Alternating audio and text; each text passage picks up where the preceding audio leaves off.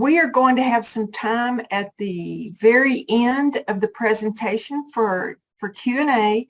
So we'll get to that. Don't worry, we'll get there. But let's get started right now. How about it? Yeah, and if you have questions at any time during the presentation, know that you can drop them into the chat box, and we're going to make sure we come back to your questions, because that's what we're here for, is to educate and empower you. So first of all, I have a question. Are you bamboozled by fraud? Are you maybe just a little bit afraid that you could become the next scam victim? Well, guess what, y'all? Take a deep breath. You're in the right place today, because awareness is our first line of defense.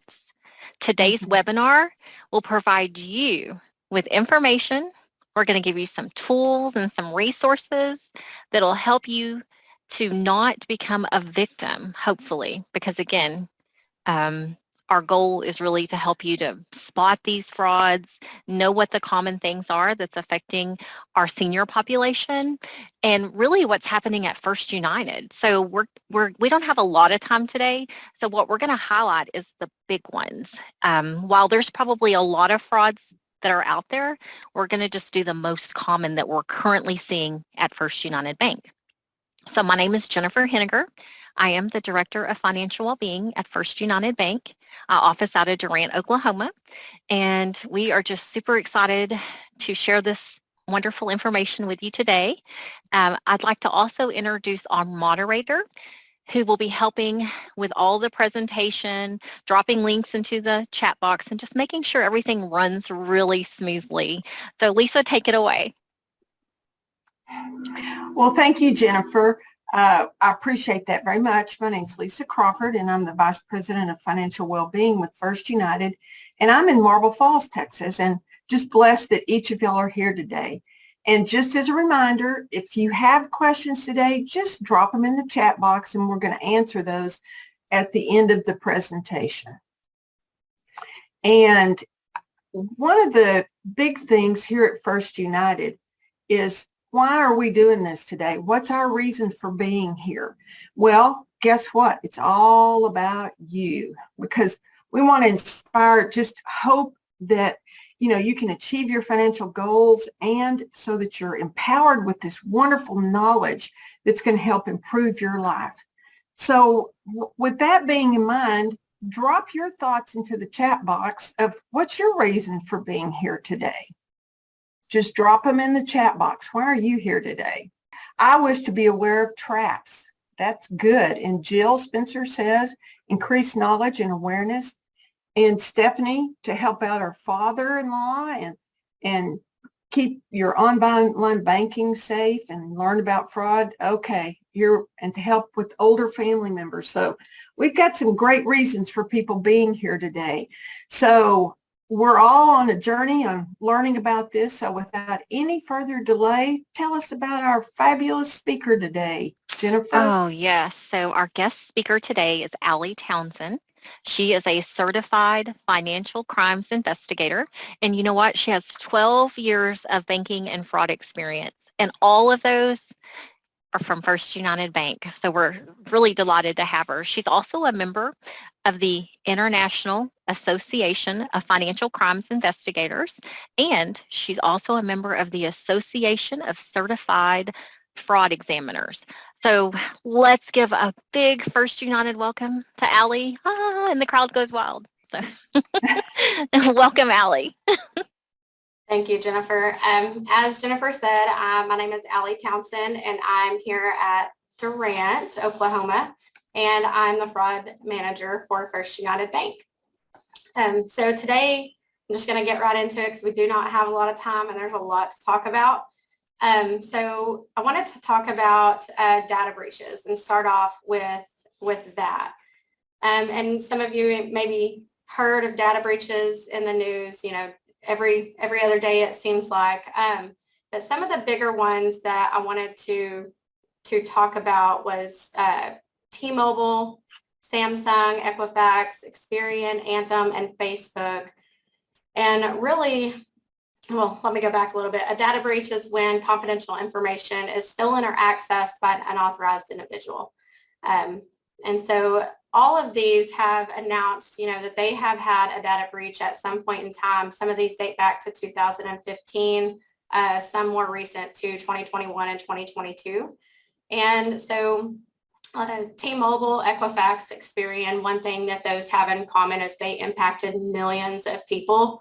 One alone impacted 147 million, another one 80 million. And each of those, some of the information that was compromised is your name, well, not yours, but could be yours, your name, date of birth, social security number, address, and driver's license number. Wow. So some of the other ones like Samsung and Facebook, they're a little different. Samsung was more related to devices that you have registered, and it was more that device information. Facebook, I think it was more like your the activity that you have on Facebook rather than your identifiable information. And then Anthem, as a part of Blue Cross Blue Shield, was more of your healthcare information and more of what you're being billed for at your doctor's offices and your healthcare member numbers. So those are all different in their own types of ways, but all had confidential information that was compromised. Sounds a little scary, doesn't it? Yeah, and this information, it's not to try to scare anyone, but I mean, it's just out. Your information is likely already out there. It's when and how will it be used? Will it be used against you to social engineer you, or are they just opening accounts in your name? There's many ways that they can use this information. And another way that information could be compromised is through a compromised email or device or social media, stolen mail, or if you have been a previous victim of a scam, you may have given your information to a scammer. If they could not social engineer you, they may have sold it to another scammer. Wow. So what are some of the major scams that we're seeing here at First United right now? So a lot of the scams that we see here at First United are what we consider to be money mule scams. And a money mule is someone who transfers or moves illegally acquired money on behalf of someone else. Oftentimes they receive a commission for their service, or they might be trying to help someone that they have a trusting or romantic relationship with, who, the individual is asking for help. So could you give us an example of what a money mule scam would look like? So a lot of them, and these aren't the only ones, but I think the most common ones are probably work from home job opportunities. An example of that would be if you could be contacted by email from someone asking if you wanted to, make money from home easily without ever, having to leave your house.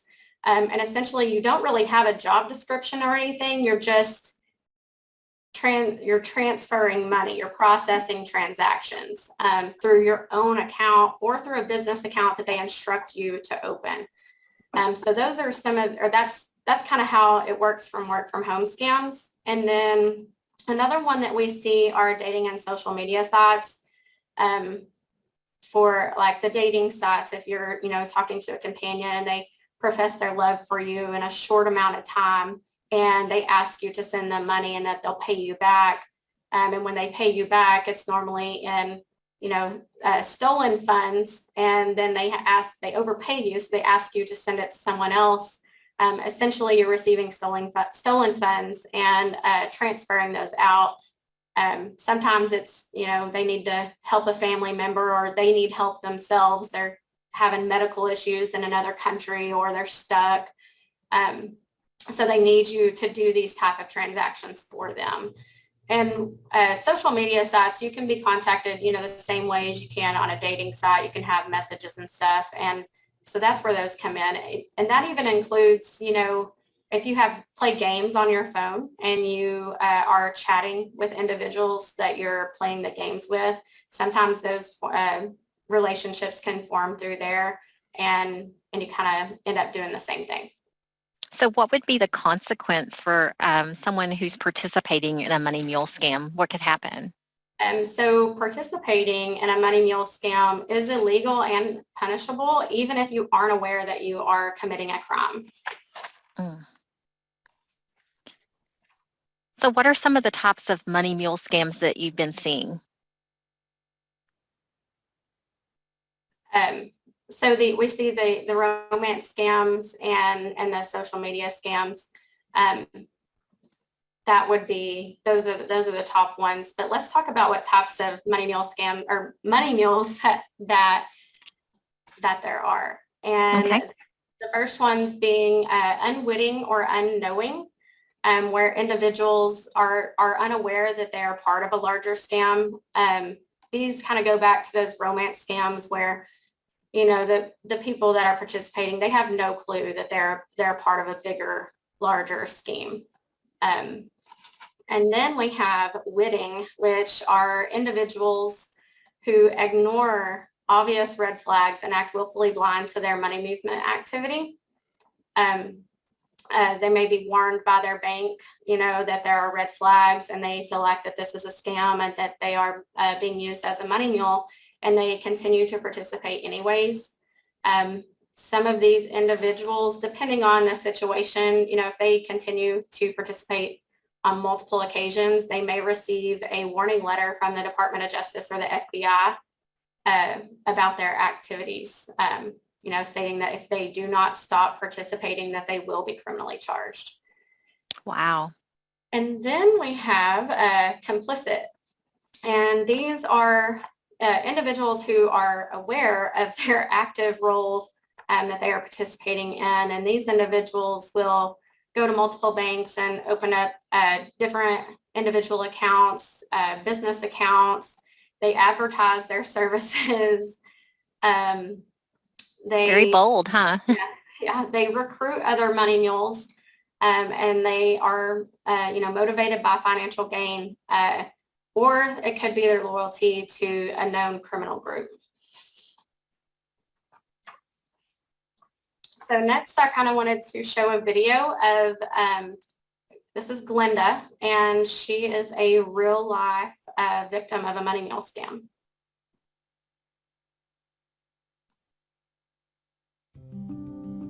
My name is Glenda and I'm 81 years old.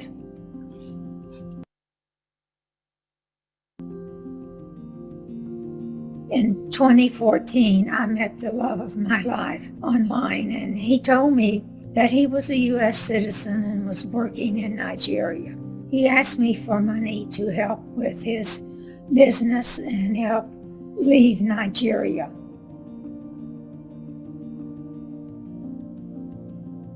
Then my love had people send me electronics like cell phones so I could pawn them and send him the money. When I couldn't get the money that he wanted, he asked me to open personal and business bank accounts.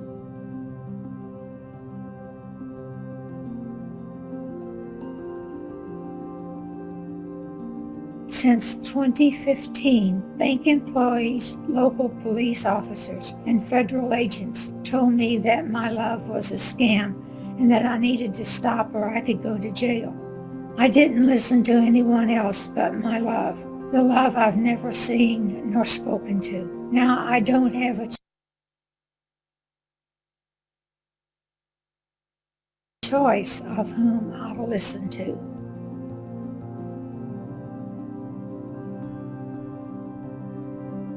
On November the 2nd, 2021, I pled guilty to 2 federal felonies. I'll be listening to the judge now.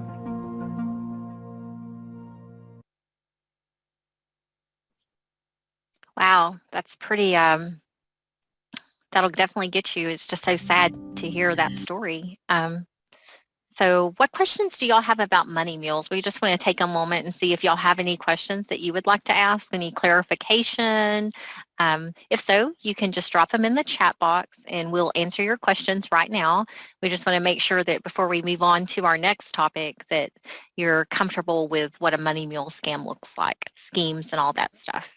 You can still ask the question at the end, so don't worry. So what we'll do now is go ahead and move on to what are some other big scams that we're seeing at First United, Allie? Another common scam that we see here at First United are imposter scams. And an imposter scam is where a dishonest person lies or tricks you into sending them money. And a lot of times they might call you on the phone or send you an email or send you a text, or you think of the tech support scams where it pops up on your computer that your computer has been compromised and they need to remote in to fix it. I think Elaine touched on that a little bit last month. So those types, to me, from what I see, sometimes they use that information from a data breach to get you to believe that they are from an organization that you know and trust. For example, if they contact you and they are pretending to be from the IRS, they may already have your social security number and your driver's license number, and they may, verify that with you just to get you to believe that they are who they say they are, so that it scares you enough to send them money. I think we have a couple of more videos to watch. One is related to another romance scam, and one is related to a tech support scam. That would be an example of these imposter scams. Looking for love in all the right places? Like popular dating sites, mobile apps, and social networking sites? Ron seems like a perfect match for you. He's thoughtful and says he can't live without you. He says he's from the US but works out of the country. He says he wants to visit but says he can't afford it. He asks you to send him money. Last month it was medical bills for his sick aunt. This month he needs money to fix his car. Next month, who knows? Ron wants your money. Don't send it. The person pretending to be Ron is a scammer. He'll tell you anything to get you to wire cash right away. He'll never run out of excuses. If an online love interest asks you for money, walk away, no matter how compelling the story. Report scams at ftc.gov/imposters.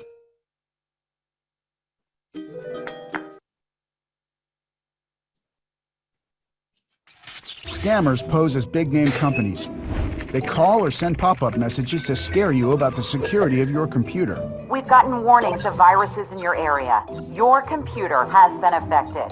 First, download this software so I can delete the dangerous programs.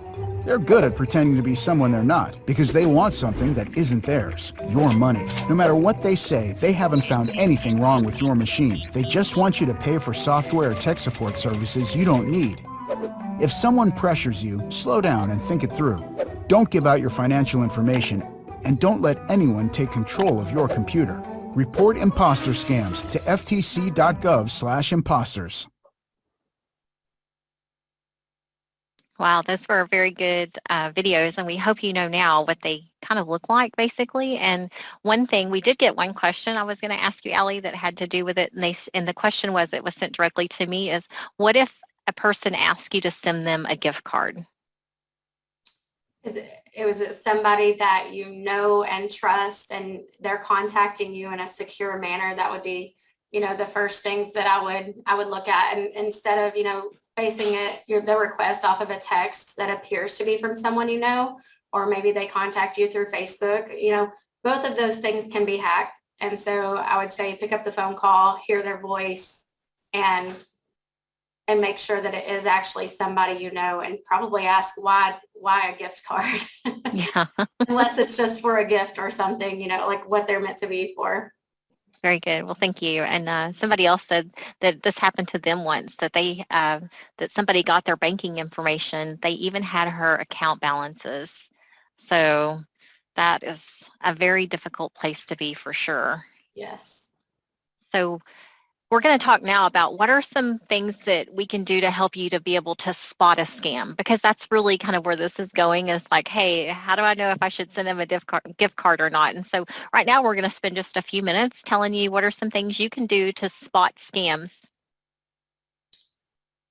Yeah, and scammers, like I said before, they pretend to be from an organization you know and trust. My recommendation on that would be if they are contacting you and asking for personal information or asking you to send them money, it's probably not the organization that you know and trust. and you should probably contact them at either the number on the back of your card if you have one, or your invoice, or find their legitimate official website and contact them there. And also, good. Scammers will always say that there is a problem or a prize. You saw in the romance scams or the imposter scams, it was always a problem on why they needed that money. But there are, like the lottery scams where they say that there's a prize. So they can use many different tactics, but there is always a problem or a prize. Yeah, I actually just wanted to mention this really quick. My grandmother, one time, she was told that she had won like this huge amount of money, like $1 million or something, but she had to pay the taxes before, of course, that they would send her $1 million. So it's things like that. Like, okay, they want money from you before you can get your big amount of money. And I was like, okay, just tell them to take it out of the million. And that's what that was my like way of joking with her. But they wanted her to go buy these Visa cards from a place and send them to her. But anyway, we did discover that she was starting to be scammed, and she had done that one time. She had actually gone and bought a card. So that's the kind of stuff when we're talking about notice, because in order to get something, they're wanting you to give them something, and don't fall for that, because my poor grandmother did, rest her soul. And another thing that they do is that they pressure you to act immediately. It's always urgent, urgent, urgent, so that you don't have time to think about what you're doing.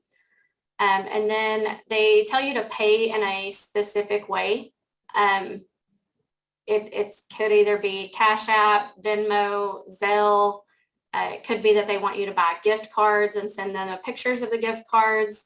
It could be that they want you to wire the funds. Or it could be that they want you to mail cash. And with all of these ways that they're having you send money, all of those, they're not all untraceable, but they are hard to get back if there's even a way to get it back. So that's why they tell you to pay in these specific ways, is because once they have the money, they have their hands on it, it's theirs.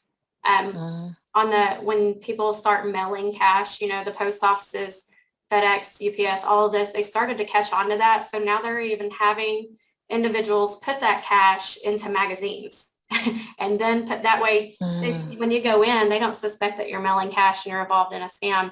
You're just mailing a magazine. And then another thing, they will tell you not to tell anybody what you are doing. And this one, even like they will tell you, they will coach you what to tell your bank when you go in, because they go through this all day, every day. They know what the bank is going to ask. They know what they need to respond with. And they may even threaten you if you tell anybody that, harm may come your way, or they will send somebody to arrest you. And I feel like it's always better to tell someone, because anybody that you're dealing with that is legit is not going to tell you not to tell anybody what you're doing. Agreed. It's almost like, don't tell anybody this is a secret. Yeah. So I'm joking about that. But, secret. yeah. So what is First United doing to try to protect our customers from being victims of fraud? So education, such as Bamboozled by Fraud, that y'all are all on today. And then we've also done in the past, Jennifer and I have been out in the communities and did Money Smart for older adults. And we have some additional trainings as well. And then we also have resources at firstunitedbank.com/spendlifewisely. Then we also have, we participate every year in the ABA, the American Bankers Association, Banks Never Ask That campaign. And you'll see that on our social media sites. It will educate you on what banks never ask. And you can also take quizzes on, should I give my information out for this, or what red flags should I look out for? Then we also offer secure checking, which provides credit monitoring, identity monitoring, and also provides assistance if you have been a victim of a scam, or not a scam, sorry, victim of identity theft.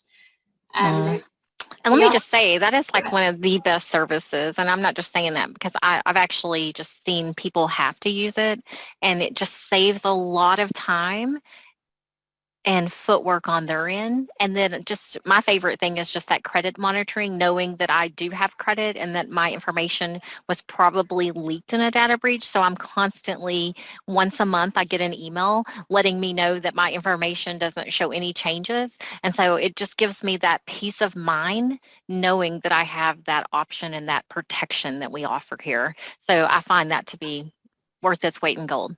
Yeah, and then I also monitor my kids' identity on it because, although they haven't had an account or anything, we give their social security numbers to their schools, to their doctors, to the states. I mean, there's several different ways that can be compromised. So I just don't want them to have to deal with a big mess when they're older. So That's right. That's also I work a good in way this to go. area, so I just know. This is so true. Yeah. So we also offer free shred days at most of our community banks. You can keep an eye out at your local branch for when those are scheduled. And then also we try to do some internal training and provide resources to our frontline staff so that they have the knowledge that they need in order to support our customers and their families and themselves, to not become a victim of a scam, and also how to recover from that, or what to do once you have been a victim of a scam. Yeah, so if you think that your banker at First United is just being nosy, no, they've been trained, and we're really, really doing what we can to try to protect you because your financial well-being is always is our top of mind interest for you. So always know that if we're asking questions, we're not doing it just to try to get into your business. We're really trying to make sure that we're looking out for you and your best interest. So these are a lot of great resources that we're offering to help our customers so that you won't be bamboozled by fraud. So know that.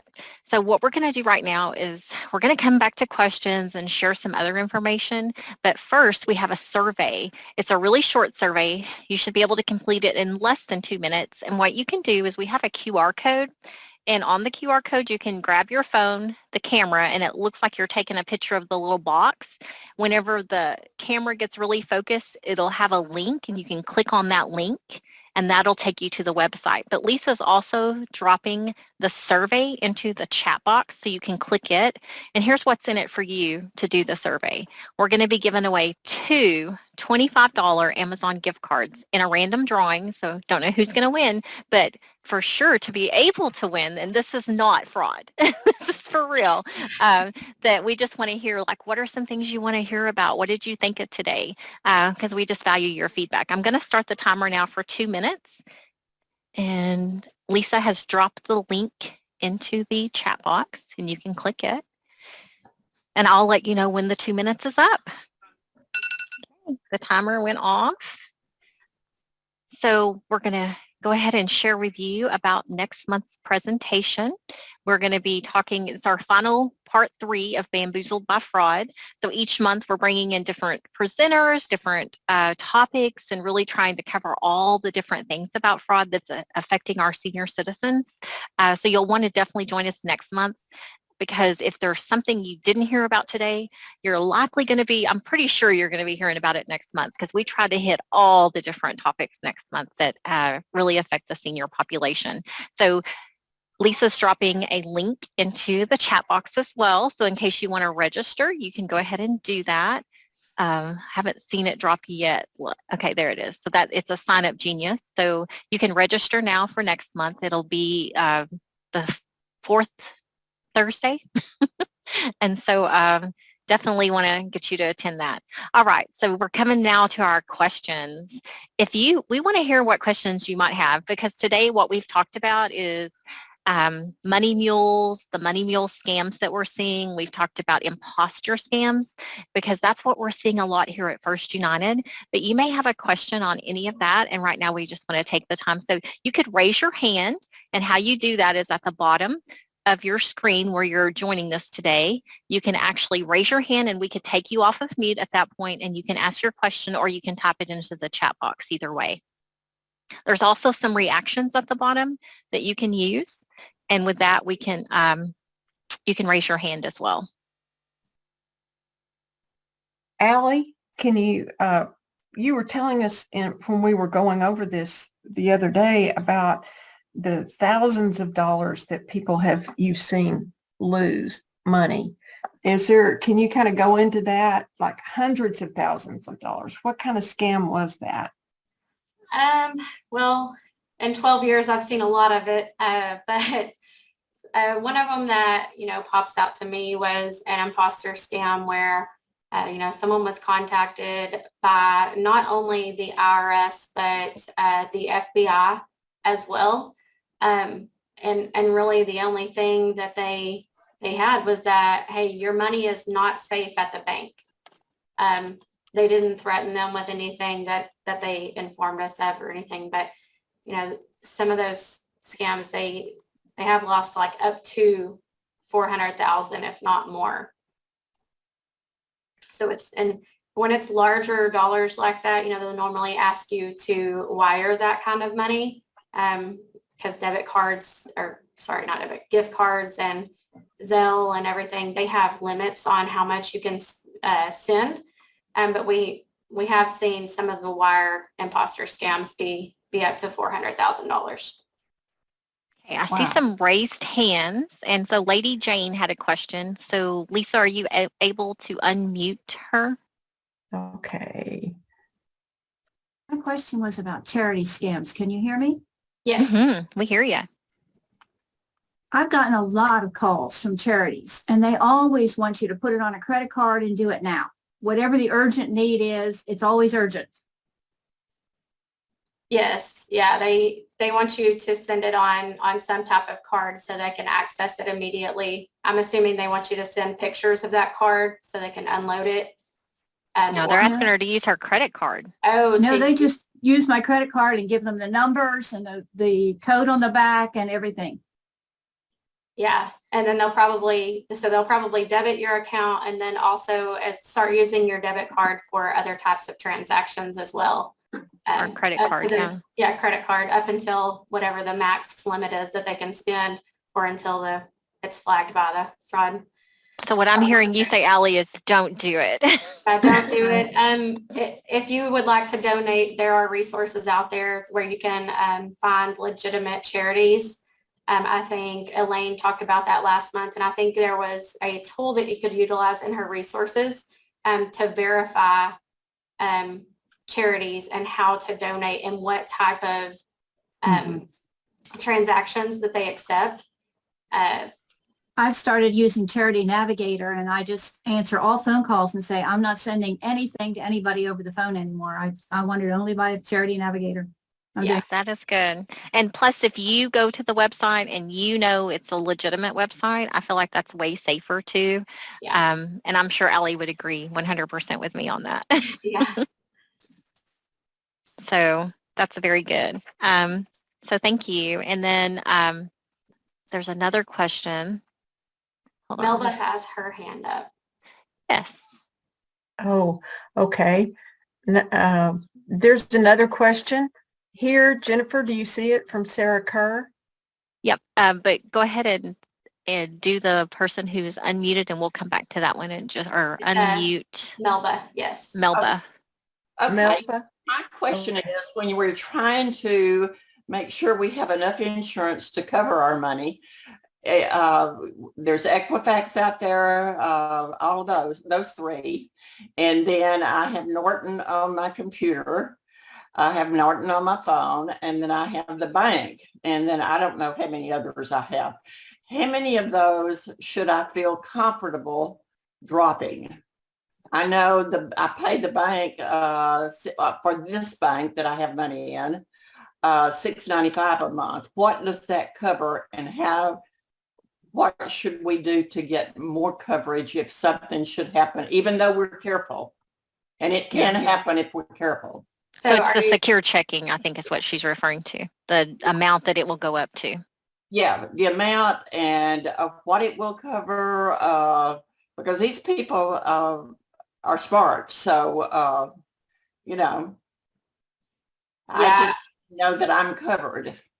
Jennifer, do you happen to know what the coverage is on that product? I was going to look at it right now, so I could I want to give you an accurate accurate answer. And Lisa, if you know it, or you can jump in there Can too. we follow up with you on that one, Melba? Sure. So we can, sometimes those things change and I haven't looked at it lately, so I just don't want to give an inaccurate number. So I found the answer for you on our coverage. It's Okay. an aggregate limit of $10,000 per policy period. So per incidents, basically. And it also will cover lost wages for up to $1,000 for travel expenses. And you wouldn't have any deductible at all on that. So that's what it would cover per that incident. Okay, per incident, it's $10,000. Mm-hmm. Okay, and that includes travel if you had Yeah, to so go. like if you had to go to court or to show up Oh. somewhere and you needed to fly or drive somewhere to do that, it would cover your travel cost. But you can always email us at financialwellbeing@firstunitedbank.com with additional questions. But let's go to the other questions. So Sarah had a question. She said there was a scammer that was able to interfere with her computer reception, and they would fix the problem if she would pay the money. And basically, that's one of those tech support scams that we just talked about, right?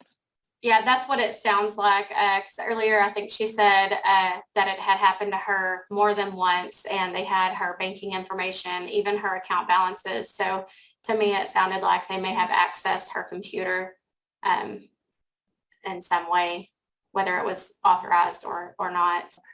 You check your bank account and notice a substantial withdrawal that was undoubtedly unauthorized. That is, it wasn't done by you.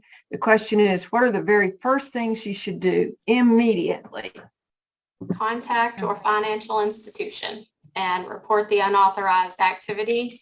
And they should be able to direct you on any next step depending on the situation. For example, if it was an unauthorized debit card transaction, what they would do is immediately cancel your card to prevent any further transactions, and then submit the proper disputes for those for that transaction. And so there's different steps you would take for different types of unauthorized transactions, but definitely contact your bank immediately. Absolutely. At a known number. Yes. Not from something that you're uncertain. I literally go look it up before I call, because if it's in a text message or an email, they're directing you probably to their people that are going to fraud you. So always go, like she said, to that known number.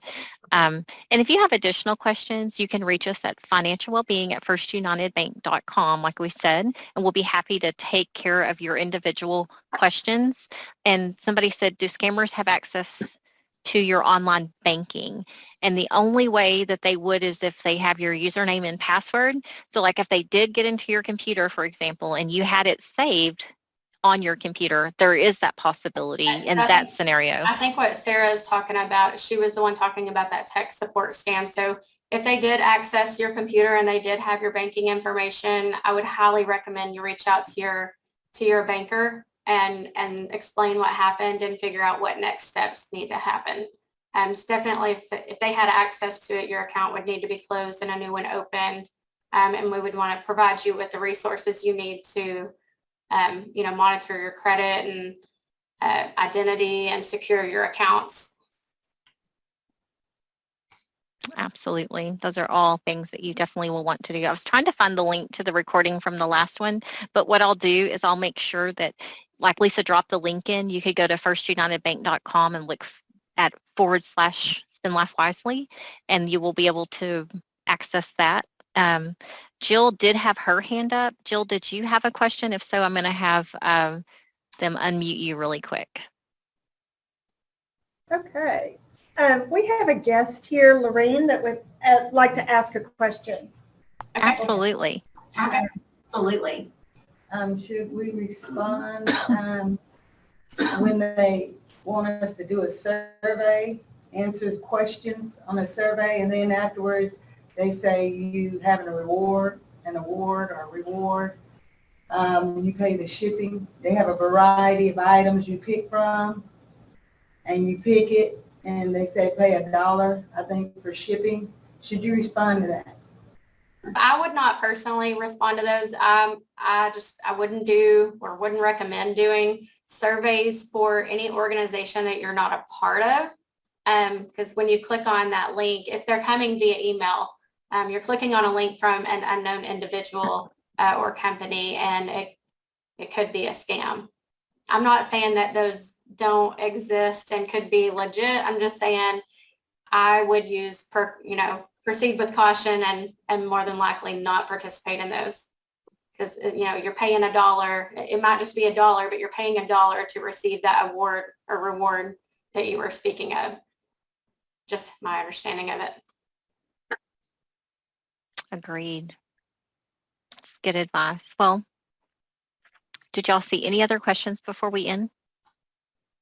I just dropped the link to that first Bamboozled in the chat box for whoever would like it. Excellent. So if you missed the very first part 1 of the webinars, you can watch it there. And we had Elaine Dodd, who was with the Oklahoma Bankers Association, and she gave us a lot of great information as well. And then again, we hope to see you next month. We just want to thank you all so much for joining us today and participating, and we hope that you've got some valuable information on what to look for and the common scams that we're seeing so that you will not fall prey, because again, just knowing is the knowledge, and we just want you to share that with as many people as possible. Just like you got really good service, we want you to go and share this information and help other people so that they know not to participate. And we just really hope that you have a wonderful day, and we look forward, hopefully, that you'll be back next month.